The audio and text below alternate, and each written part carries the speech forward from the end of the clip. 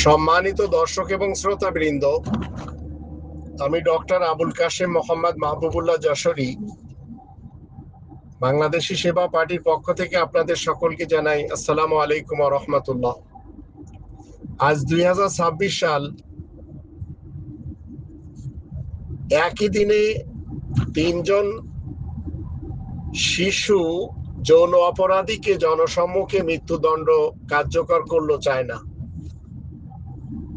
চীন যদি এই কাজ করতে পারে, তাদের জনসংখ্যা এত বেশি আমরা সবাই জানি, তো আমাদের দেশে রব্বানি সিস্টেমে একজন ধর্ষকের যে শাস্তি, তার নুনু কর্তন করে দেওয়া, তার লিঙ্গকে নিস্তেজ করে দেওয়া, তার সেক্সকে চিরতরের জন্য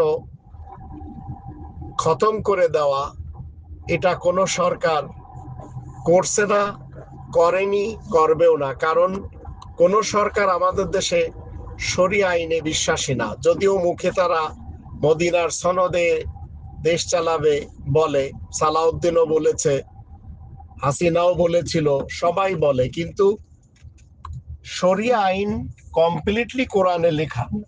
তাই আসুন বাংলাদেশি সেবা পার্টির কাফেলার সাথে সংযুক্ত হই।